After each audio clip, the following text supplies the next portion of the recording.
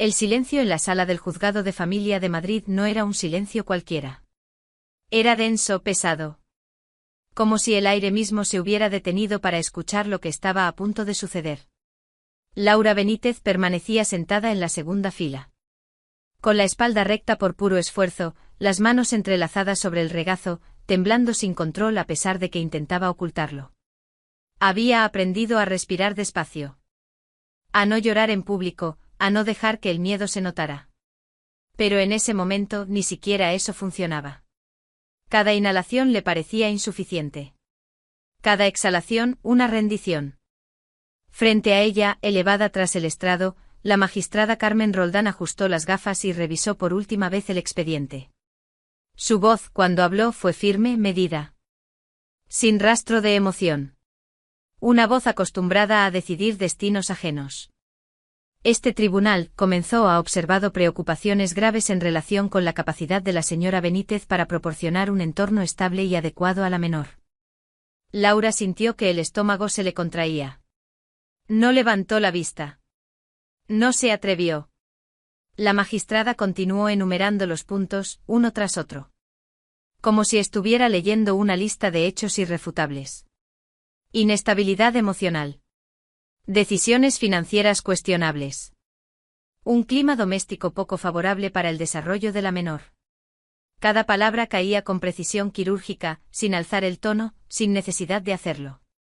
A pocos metros. Javier Benítez escuchaba en silencio. Vestía un traje oscuro impecable. Su postura era relajada, casi cómoda. Tenía las manos apoyadas sobre la mesa, entrelazadas con tranquilidad. Como alguien que ya conoce el final de la historia. A su lado, su abogado asentía levemente, revisando unas notas que ya no parecían necesarias. Javier no miraba a Laura. No hacía falta. Su seguridad hablaba por él. Laura, en cambio, sentía que todo su cuerpo estaba en alerta. Pensó en Clara. En su hija de 10 años. En su forma de dormir abrazando una almohada, en la manera en que le hacía preguntas difíciles justo antes de apagar la luz. Pensó en su risa, en su voz. En la idea insoportable de no verla cada mañana. La magistrada hizo una breve pausa. El sonido de una hoja al ser girada resonó más fuerte de lo normal en la sala. Por todo lo expuesto, continuó. Este tribunal considera seriamente la posibilidad de conceder la custodia exclusiva al padre, el señor Javier Benítez. Estableciendo para la madre un régimen de visitas supervisadas. El mundo de Laura se redujo a un solo punto. No escuchó nada más durante unos segundos. Era como si alguien hubiera pronunciado una frase imposible, una que no encajaba con la realidad que ella conocía. Supervisadas. Visitas. Palabras frías para describir algo que le arrancaba el alma. Sintió un leve mareo. Apoyó los pies con fuerza contra el suelo buscando estabilidad. No podía desmoronarse. No allí. No delante de todos. El silencio volvió a instalarse en la sala. Nadie se movía. Nadie hablaba. Incluso los murmullos habituales habían desaparecido. Como si el juzgado entero contuviera la respiración. Fue entonces cuando Laura comprendió algo con una claridad dolorosa, estaba a punto de perderlo todo. No solo un juicio. No solo un matrimonio. A su hija. Pero nada de esto había empezado allí. Nada de ese miedo, de esa humillación pública. De esa amenaza tan real había nacido en aquella sala fría y ordenada. Todo había comenzado meses antes, en una tarde aparentemente normal. Cuando Laura regresó a casa creyendo que su vida seguía intacta, sin saber que ya estaba a punto de romperse. Laura Benítez regresó al piso familiar aquella tarde como lo hacía casi siempre. Había pasado por el supermercado. Había subido las bolsas por las escaleras con el mismo gesto automático de cada semana y había pensado, sin demasiada atención, en lo que prepararía para cenar. Nada fuera de lo normal. Nada que anunciara un final. Al abrir la puerta, la recibió un silencio extraño, demasiado limpio. El salón estaba ordenado, las persianas a medio bajar. La luz de la tarde entrando de forma suave. Durante un segundo, Laura sintió alivio. Tal vez Javier había llegado antes del trabajo. Tal vez Clara estaba en su habitación, concentrada en los deberes. ¿Clara? Llamó mientras dejaba las bolsas sobre la encimera. No hubo respuesta. Javier apareció desde el fondo del pasillo. No llevaba el abrigo puesto. Tenía la camisa perfectamente abrochada y una expresión que Laura no supo reconocer de inmediato. No era enfado. Tampoco tristeza. Era algo más distante, más definitivo. Tenemos que hablar, dijo él. Laura sintió un leve nudo en el estómago, pero aún sonrió por inercia. Claro, ¿pasa algo? Javier no respondió de inmediato. Caminó hasta la mesa del comedor y dejó sobre ella una carpeta fina, cuidadosamente cerrada. La colocó en el centro, alineada con precisión. Como si incluso ese gesto hubiera sido ensayado. Esto es para ti, dijo. Laura abrió la carpeta con manos lentas. Reconoció las palabras antes incluso de leerlas completas. Demanda de divorcio. Su nombre. El de Javier. Fechas, firmas, un lenguaje frío que no admitía matices. ¿Qué es esto? Preguntó, aunque la respuesta era evidente. He pedido el divorcio, respondió él sin elevar la voz. Ya está todo presentado. Laura alzó la mirada. Lo observó como si estuviera frente a un desconocido. ¿De qué estás hablando? Dijo. No hemos hablado de esto. No hemos hablado de nada. No hay nada que hablar, contestó Javier. Es una decisión tomada.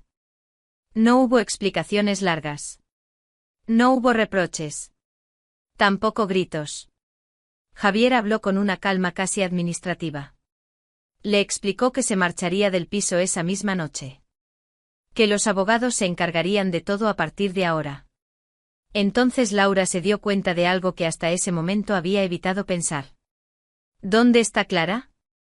Javier dudó apenas un segundo. Está con mi madre. Pasará allí unos días. ¿Te la has llevado sin decirme nada? Preguntó Laura, sintiendo como la voz empezaba a temblarle. ¿Cómo has podido? Es lo mejor, interrumpió él. No quiero discusiones delante de la niña. Esa frase, dicha con tanta frialdad, terminó de romper algo dentro de ella. Javier tomó una pequeña maleta que ya estaba junto a la puerta. No parecía improvisada. Todo había sido preparado con antelación. Laura quiso decir algo más. Quiso pedir explicaciones, tiempo, una conversación real. Pero él ya estaba saliendo. La puerta se cerró con un sonido seco. Laura se quedó sola en el salón. Con los papeles aún entre las manos. Durante varios minutos no se movió. No lloró. No gritó. Simplemente permaneció allí. Intentando comprender cómo su vida había cambiado sin que ella lo hubiera visto venir. En los días siguientes, la realidad empezó a imponerse con una claridad cruel. La notificación judicial llegó una semana después, en un sobre grueso, con el sello oficial bien visible. Laura Benítez lo recibió una mañana cualquiera. Cuando aún no había terminado de ordenar la casa que ahora le parecía demasiado grande y demasiado silenciosa. Firmó el acuse de recibo sin imaginar que al abrirlo, su vida volvería a desmoronarse. Se sentó a la mesa del comedor y comenzó a leer. Las primeras líneas ya no hablaban solo de divorcio. Aquello era otra cosa. Las palabras eran precisas, frías, cuidadosamente elegidas. Se la describía como una madre emocionalmente inestable, incapaz de ofrecer un entorno seguro y predecible para su hija. Se mencionaban decisiones financieras imprudentes, un supuesto desorden doméstico, una falta de control que, según el documento, ponía en riesgo el bienestar de Clara. Laura dejó caer el papel sobre la mesa.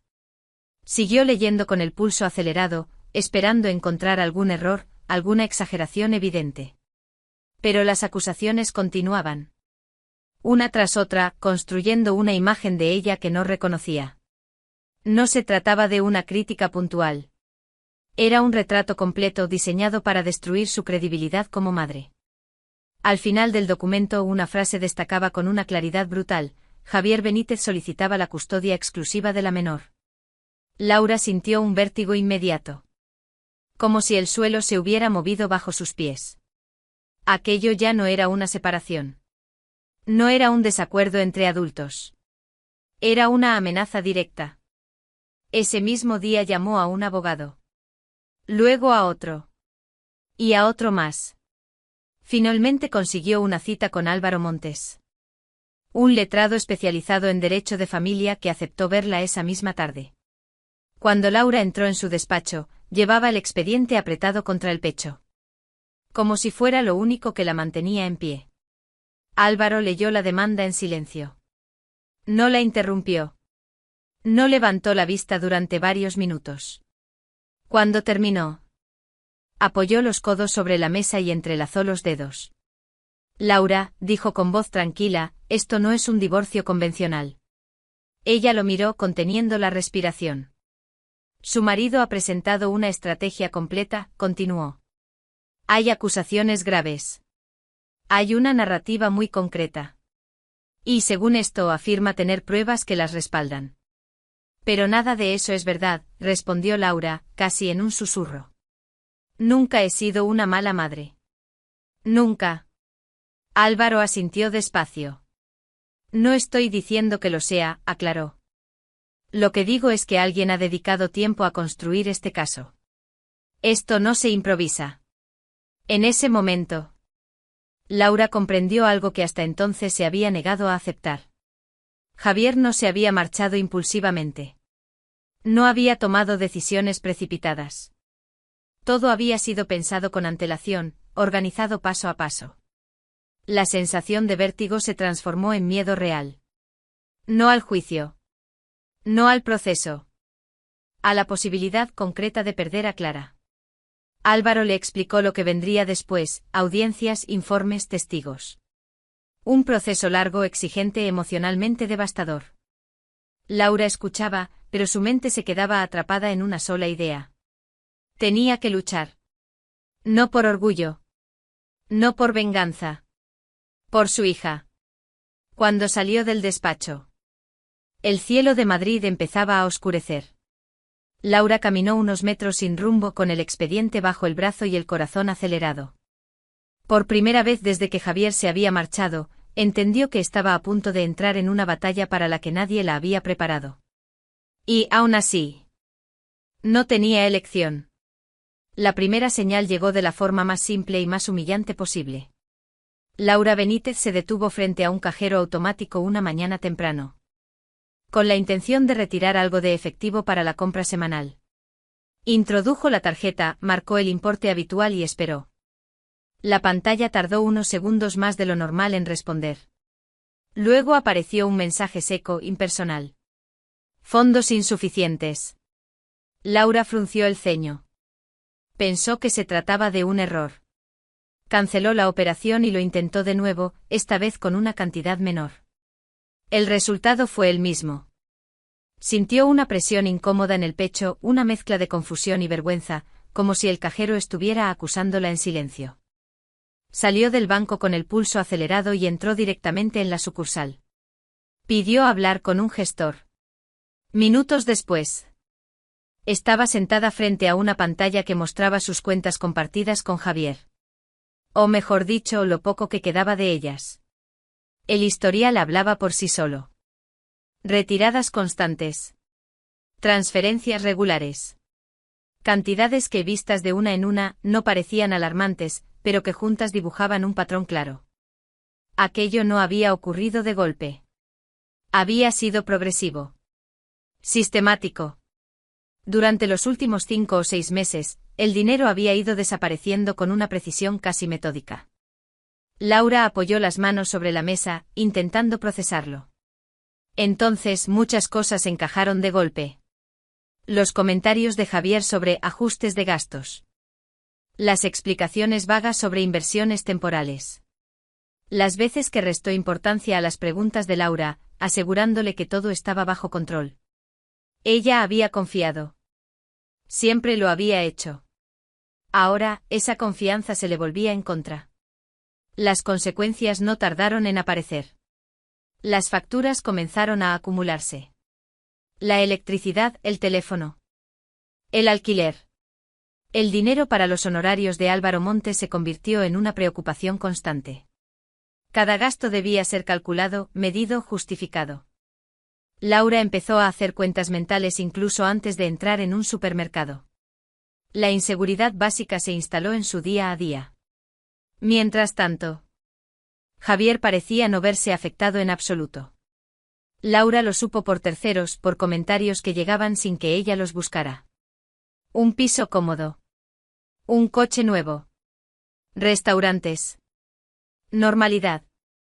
Una normalidad que contrastaba de forma cruel con la ansiedad que ella sentía cada vez que abría el buzón. No era solo el dinero. Era el mensaje implícito. Javier no solo había iniciado una batalla legal. La había dejado sin recursos para defenderse. Esa noche Laura se sentó sola en el salón, rodeada de papeles y recibos. Por primera vez desde que todo había comenzado, sintió un miedo distinto. Más constante. Más silencioso. Ya no era solo el temor a perder a Clara. Era la sensación de estar atrapada, de no tener suelo firme bajo los pies. La sorpresa inicial se transformó en algo más oscuro. En un miedo que no desaparecía al cerrar los ojos. Y aún así, Laura sabía que no podía permitirse detenerse. Porque cada día que pasaba, la presión aumentaba.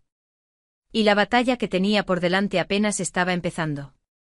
La primera audiencia comenzó un lunes por la mañana, puntual y fría, como todo en aquel edificio. Laura Benítez entró en la sala del juzgado con la sensación de que estaba exponiendo su vida entera ante desconocidos. Se sentó junto a Álvaro Montes, su abogado. Y mantuvo la mirada al frente intentando ignorar el murmullo bajo que recorría la sala. Javier Benítez ya estaba allí. Saludó a su abogado con un gesto tranquilo y tomó asiento sin mostrar nerviosismo alguno. Parecía cómodo, como si aquel lugar le resultara familiar. Cuando la magistrada Carmen Roldán dio inicio a la sesión, el silencio volvió a imponerse. El abogado de Javier se levantó para su alegato inicial. Su voz era clara, segura. Entrenada para convencer. Habló de preocupación. De responsabilidad. De una supuesta necesidad de proteger a la menor. Construyó palabra a palabra. Una imagen de Laura que ella no reconocía. La describió como una mujer superada por las circunstancias, emocionalmente frágil, incapaz de ofrecer estabilidad. Mencionó decisiones económicas cuestionables, una organización doméstica deficiente, una falta de criterio que, según él, había ido en aumento con el tiempo. Laura escuchaba sin moverse. Cada frase parecía alejarla un poco más de la persona que sabía que era. Álvaro tomó algunas notas rápidas, pero no intervino. Aún no. Entonces llegó el momento que marcaría la semana. La parte demandante solicita la comparecencia de la doctora Inés Salgado, anunció el abogado de Javier. Una mujer elegante. De porte seguro, se acercó al estrado. Su forma de caminar transmitía autoridad. Tras identificarse como psicóloga colegiada, comenzó a exponer sus conclusiones con naturalidad. Como si estuviera relatando hechos evidentes. Habló de evaluaciones realizadas. De entrevistas. De observaciones clínicas. Describió a Laura como una paciente con altos niveles de ansiedad, con dificultades para gestionar el estrés y con una tendencia preocupante a tomar decisiones impulsivas. Laura sintió que la sangre le abandonaba el rostro. Nunca había visto a esa mujer. Nunca se había sentado frente a ella. Nunca había respondido a sus preguntas. Aquella evaluación no existía. Miró a Álvaro buscando una reacción. Él frunció el ceño atento, consciente de la gravedad de lo mostraba. La magistrada escuchaba sin interrumpir. Tomaba notas. Asentía levemente en algunos momentos. No había juicio en su expresión, pero sí concentración. Atención. Y eso bastaba para que el daño empezara a hacerse visible. La doctora continuó hablando de un entorno doméstico inestable, de señales de desgaste emocional que podían afectar a la menor. Cada palabra estaba cuidadosamente formulada. Revestida de tecnicismos que sonaban incuestionables. Cuando terminó, la sala permaneció en silencio durante unos segundos. Luego, La magistrada agradeció su intervención y ordenó un breve receso. Laura permaneció sentada, inmóvil. Sentía que algo se le escapaba de las manos. No era solo una acusación. Era una versión oficial de su vida, presentada con una seguridad que hacía difícil dudar de ella. Por primera vez desde el inicio del proceso, Laura tuvo la clara sensación de haber perdido el control de su propia historia. Y aquello acababa de empezar. La segunda semana del juicio avanzó con una precisión inquietante. Cada sesión parecía diseñada para desgastar a Laura Benítez un poco más, no con gritos ni escenas dramáticas, sino con documentos, pantallas y palabras que, una vez dichas en voz alta, resultaban difíciles de desmentir. El abogado de Javier comenzó presentando una serie de mensajes de texto. Aparecieron proyectados ante la magistrada y las partes, ordenados por fechas, con el nombre de Laura claramente visible como remitente. Eran conversaciones con un contacto desconocido, llenas de frases ambiguas, referencias a encuentros ocultos y comentarios sobre dinero. Laura sintió un vacío en el pecho. Nunca había enviado esos mensajes. No reconocía ni el tono ni el contenido. Sin embargo, allí estaban, asociados a su número. Impresos y ordenados como si formaran parte de una verdad indiscutible. ¿Reconoce estos mensajes, señora Benítez?, preguntó el abogado con voz neutra. Laura abrió la boca para responder, pero dudó un instante. Cualquier palabra parecía peligrosa. No, dijo finalmente. Nunca he escrito eso. El abogado asintió. Como si hubiera esperado esa respuesta, y pasó al siguiente punto sin insistir. La duda ya había quedado sembrada. Después vinieron los gastos. Extractos bancarios. Facturas. Compras realizadas en fechas concretas. Cada movimiento fue presentado como una prueba más de una supuesta irresponsabilidad financiera. Un bolso que Javier había insistido en regalarle. Una comida que él mismo había organizado. Un curso que había pagado para mejorar su trabajo. Todo fue reinterpretado. Lo que antes había sido normalidad, ahora se describía como exceso. Lo que había sido compartido, ahora recaía solo sobre ella. Laura escuchaba sin poder intervenir. Sentía como su propia vida se deslizaba fuera de su control, convertida en un relato ajeno. El golpe más duro llegó cuando el abogado de Javier presentó un cuaderno. Era un diario. O al menos eso afirmó. Javier lo había mantenido durante meses, documentando situaciones que, según él, demostraban la inestabilidad de Laura. Retrasos. Discusiones. Días malos. Momentos sacados de contexto y convertidos en patrones preocupantes. Laura reconocía algunos episodios, pero deformados. Una tarde difícil se transformaba en una crisis. Un día de cansancio se convertía en abandono. La realidad, fragmentada y reorganizada, perdía todo matiz. Cuando llegó el turno de Laura para declarar, se levantó despacio. Sentía las piernas rígidas, la garganta seca. Respondió con sinceridad. Explicó. Aclaró. Intentó poner contexto. Pero cada respuesta parecía abrir una nueva grieta. El abogado de Javier formulaba las preguntas de forma que cualquier matiz se volvía en su contra. ¿Admite entonces que hubo días en los que no pudo con todo? ¿Reconoce que se sintió superada en algunos momentos? Laura respondía con honestidad. Sin darse cuenta de que esa honestidad era utilizada para construir una imagen que no la representaba. Al finalizar su declaración, la magistrada anunció una medida provisional. Mientras el proceso continuara, las visitas entre Laura y Clara serían supervisadas. La palabra cayó en la sala como una sentencia silenciosa. Laura asintió. Sin fuerzas para protestar. No lloró. No discutió. Recogió sus papeles y regresó a su asiento con la cabeza baja. La humillación no fue ruidosa. No tuvo testigos evidentes. Fue interna, profunda, persistente. Y mientras abandonaba la sala aquel día, Laura comprendió que ya no solo luchaba contra una versión falsa de los hechos, sino contra una narrativa que se imponía poco a poco sin dejarle espacio para respirar. La tarde cayó despacio sobre el parque del barrio. con una luz tibia que parecía no encajar con lo que Laura Benítez llevaba dentro. Se sentó en un banco de madera, manteniendo la espalda recta, consciente de la presencia de la supervisora a unos metros de distancia. Frente a ella, Clara balanceaba las piernas sin llegar a tocar el suelo. No hablaba. Observaba. Laura conocía esa mirada. No era distracción. Era atención silenciosa. ¿Estás bien, cariño?, preguntó con suavidad, procurando que su voz no delatara el cansancio. Clara tardó unos segundos en responder. Se encogió de hombros, un gesto pequeño contenido. Sí, dijo. Solo estoy pensando. Laura no insistió. Había aprendido.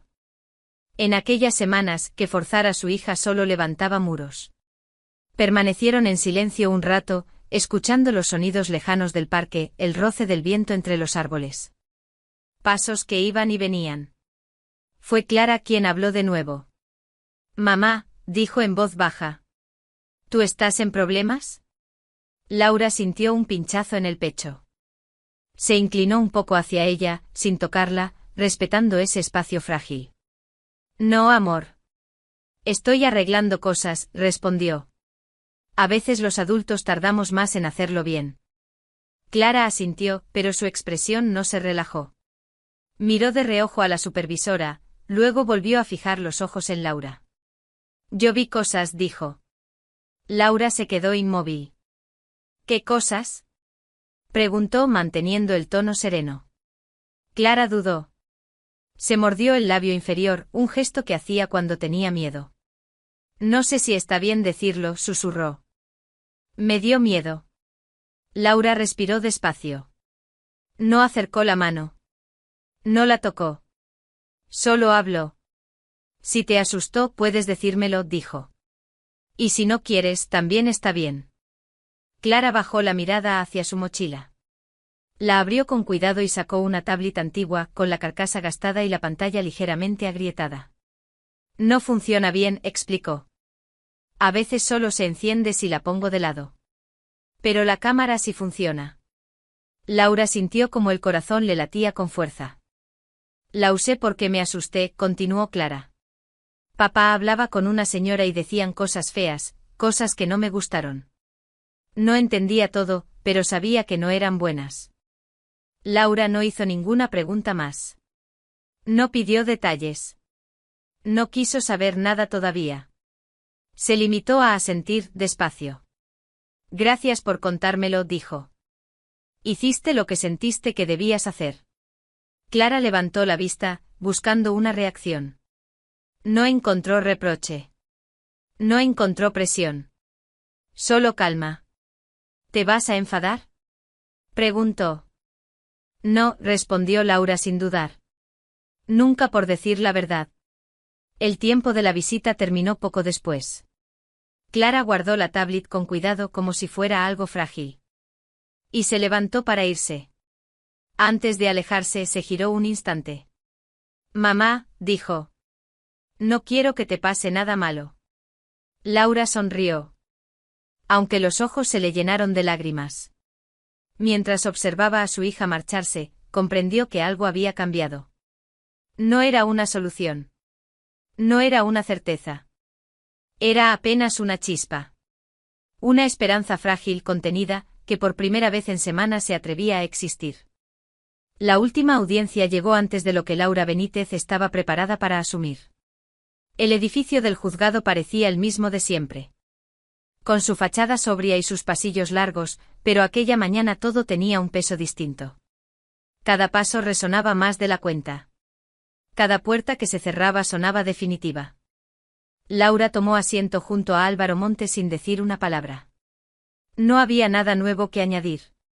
Todo lo que podía decir ya había sido dicho, analizado. Cuestionado y vuelto contra ella. A su alrededor, los rostros eran serios, contenidos. Nadie esperaba sorpresas. Javier Benítez llegó puntual. Saludó a su abogado con un gesto breve y se sentó con la misma seguridad que había mostrado desde el primer día. No miró a Laura. No lo necesitaba.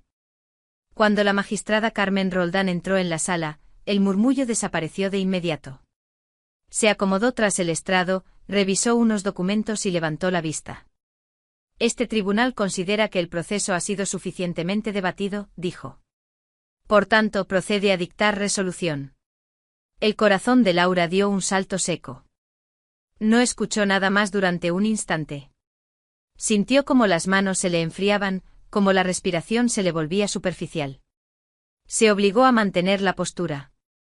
A no cerrar los ojos, a no adelantarse al golpe que ya esperaba. Álvaro se inclinó ligeramente hacia adelante. Señoría, intervino. La parte demandada solicita unos minutos para presentar una cuestión relevante surgida recientemente. La magistrada lo observó con atención, pero negó con la cabeza. El tribunal ha sido claro en los plazos, señor Montes. Hemos escuchado a ambas partes durante semanas. No es procedente abrir nuevas intervenciones en este momento. Álvaro apretó los labios. Volvió a sentarse despacio. No dijo nada más. Laura entendió entonces que no había margen. No quedaban recursos. No quedaban palabras. Todo estaba decidido, aunque aún no se hubiera pronunciado en voz alta. Pensó en Clara. En su mochila azul. En la forma en que siempre se despedía con un abrazo rápido, como si tuviera miedo de que alguien se lo impidiera. Pensó en lo que significaría verla solo en horarios marcados, bajo la mirada de un tercero. La idea la atravesó con una claridad insoportable. La magistrada volvió a hablar, repasando en voz alta los elementos del proceso. Los informes. Los testimonios. Las conclusiones provisionales. Cada frase parecía cerrar una puerta. El silencio en la sala se volvió absoluto. No se escuchaba ni el roce de una silla. Nadie se movía. Nadie respiraba con normalidad. Laura sintió que todo su cuerpo se preparaba para resistir el impacto. No había lágrimas. No había rabia. Solo una aceptación tensa, casi mecánica. Fue en ese instante. Justo cuando la magistrada hizo una breve pausa antes de continuar, cuando algo inesperado ocurrió. Un sonido rompió el silencio. Un paso apresurado. Luego otro. Y, sin que nadie pudiera anticiparlo, el aire contenido en la sala cambió de forma irreversible. El sonido volvió a repetirse, más claro esta vez. Pasos pequeños, apresurados. Cruzando el pasillo. Antes de que nadie pudiera reaccionar, la puerta de la sala se abrió de golpe. Clara apareció en el umbral. Llevaba la mochila colgada de un solo hombro y sostenía con ambas manos una tablet antigua, con la carcasa desgastada y una esquina cubierta con cinta transparente. Tenía el rostro pálido, los ojos muy abiertos, pero no lloraba. Avanzó unos pasos más, como si hubiera ensayado aquel recorrido en silencio. Señoría, dijo con la voz temblorosa. Pero firme. Por favor. Tiene que ver esto. El ujier dio un paso al frente sorprendido. Varias cabezas se giraron al mismo tiempo. El murmullo amenazó con volver. Pero la magistrada Carmen Roldán alzó la mano. Un momento ordenó. ¿Quién es esta menor? Laura se había levantado sin darse cuenta. Sentía el corazón desbocado. Una mezcla de pánico y reconocimiento. Era Clara. Su hija. Allí. En medio de todo. Es mi hija, dijo Laura apenas audible. Clara avanzó un poco más. No miró a su madre. Miró al estrado. No vengo a decir que nadie sea malo, continuó. Solo quiero que miren. Yo grabé esto porque me asusté. Javier se puso rígido en su asiento. Por primera vez desde que el juicio había comenzado, su seguridad se resquebrajó. Giró la cabeza hacia la puerta, luego hacia su abogado. Sus labios se entreabrieron, pero no salió ningún sonido. ¿Qué es lo que pretende mostrar, Clara? Preguntó la magistrada, con una seriedad distinta, más atenta. La niña levantó la tablet con cuidado. Un vídeo, respondió. Yo no entendía todo, pero decían cosas que no eran buenas. Sobre mi mamá. Sobre mentir. Un silencio denso volvió a caer sobre la sala. El abogado de Javier se levantó de inmediato. Señoría, esto es improcedente, dijo. Estamos ante una menor. No puede interrumpir el procedimiento con material de origen desconocido. La magistrada no apartó la vista de Clara. Siéntese, ordenó. Primero quiero ver de qué estamos hablando. Hizo una seña a Lugier. Conecte el dispositivo. El movimiento fue lento, casi ceremonial. Clara entregó la tablet con cuidado como si fuera algo frágil. El Lugier tardó unos segundos en hacerla funcionar. La pantalla parpadeó. El sonido chirrió un instante.